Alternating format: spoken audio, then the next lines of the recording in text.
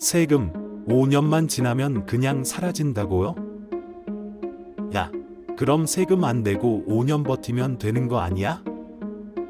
오늘은 이 무서운 소문, 진짜인지 가짜인지 완전 파헤쳐 볼 거예요. 모르면 평생 체납자 꼬리표 달고 다니게 되는 소멸시효, 압류, 정지, 중단의 진짜 의미. 끝까지 보시면 세금 때문에 인생 꼬이는 일은 없을 겁니다. 먼저 5년 지나면 세금 다 사라진다. 이 말 어디서 들으셨어요? 이게 진짜 웃긴 게 반은 맞고 반은 완전히 틀린 말이에요. 국세기본법에는 국세를 부과하거나 징수할 수 있는 기간이 딱 정해져 있습니다. 이걸 넘기면 국세청도 더 이상 어떻게 못해요. 그래서 그럼 5년만 버티면 돼 하고 생각하는데 이게 바로 함정입니다. 먼저 국세 부과 제척 기간부터 얘기해 볼게요. 이건 세금을 얼마나 늦게 신고했냐 안 했냐에 따라 달라요. 과소 신고, 덜 신고 했으면 5년, 무신고, 아예 신고 안함 했으면 7년. 예를 들어볼까요? 2018년도 소득을 2019년 5월에 신고해야 하는데 그때 매출을 5천만 원 누락했어요. 이건 과소 신고니까 2019년 5월부터 5년, 즉 2024년 5월까지 국세청에서 추징할 수 있어요. 그 이후엔 국세청이 뒤늦게 발견해도 원칙적으로 과세 못합니다. 즉, 부과 자체가 안 돼요.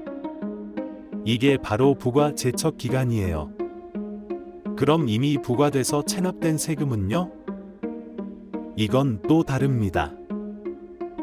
국세가 부과되고 납부 고지서까지 나온 순간부터 이제는 징수권의 소멸시효가 시작돼요. 5억 원 미만 체납이면 5년, 5억 원 이상이면 10년.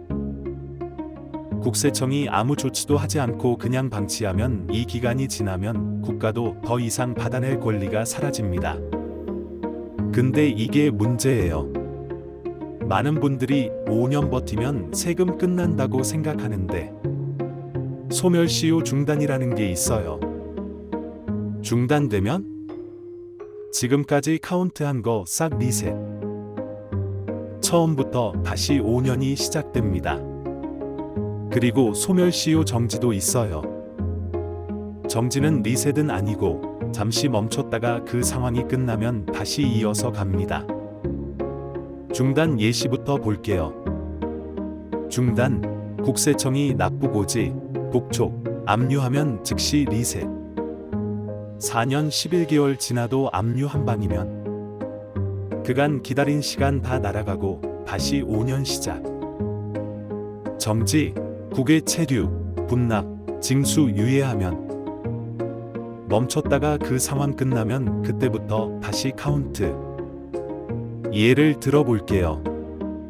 갑이라는 사람이 3억 체납 중이었는데 4년 11개월 동안 국세청에서 아무 연락도 안 왔어요. 이제 1개월만 더 버티면 세금 사라진다 싶어서 안심하고 집에 있던 현금 2천만 원을 은행에 입금했는데 며칠 뒤 국세청에서 계좌 압류 통지서가 날아왔어요. 계좌 잔액만 딱 보고 바로 압류 들어간 거죠. 그러면 소멸시효가 어떻게 돼요? 바로 중단. 앞에 4년 11개월은 의미 없어지고 다시 5년이 새로 시작되는 겁니다. 많은 분들이 은행 계좌도 압류되고 보험도 압류되니까 똑같지 않냐? 이렇게 물어보는데요. 예금은 국세청이 마음대로 추심, 돈 뽑아가기 할 수 있어요. 그래서 계좌 돈 빼가고 압류 해제. 그때부터 다시 소멸시효 5년 카운트 시작. 근데 보험금은 다릅니다. 납세자가 동의해서 해지하지 않으면 국세청도 함부로 못 뽑아가요. 그래서 압류는 걸어두지만 해제가 안 되고 소멸시효 자체가 시작되지 않아요. 결국 이게 평생 따라붙는 독이 됩니다. 많은 분들이 국세청이 상속세 조사나 자금 출처 조사할 때만 내 계좌 보는 거 아니냐 하고 물어보시는데요. 아닙니다. 국세청은 별도로 국세 체납자들의 계좌 잔액만 정기적으로 조회합니다. 그 주기나 시스템은 공개할 수 없지만 확실한 건 주기적으로 잔액만 확인하는 프로그램이 따로 있어요. 국세 체납하면 단순히 돈만 문제될까요? 아니에요. 일정 금액 이상이면 고액 체납자로 명단이 공개됩니다. 신용카드 발급이나 사용 제한 걸릴 수 있어요. 심하면 출국 금지도 당해요.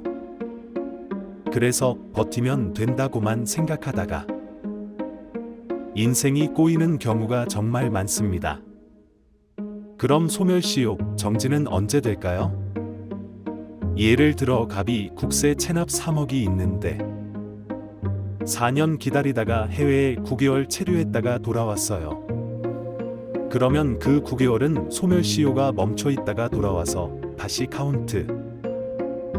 즉, 귀국 후 1년만 더 지나면 시효 완성입니다. 중단과 달리 리셋은 아니어서 훨씬 낫죠.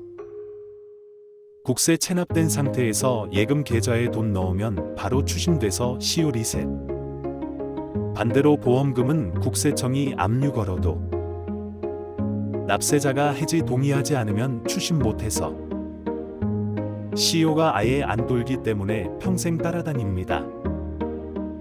그래서 어차피 못 찾을 보험이라면 빠르게 해지하고 국세청에서 가져가게 해서 압류 해제, 그리고 시효 빨리 돌게 만드는 게 훨씬 나아요. 결국 국세 체납은 아무리 버텨도 국세청이 가만히 있지 않으면 끝까지 따라옵니다.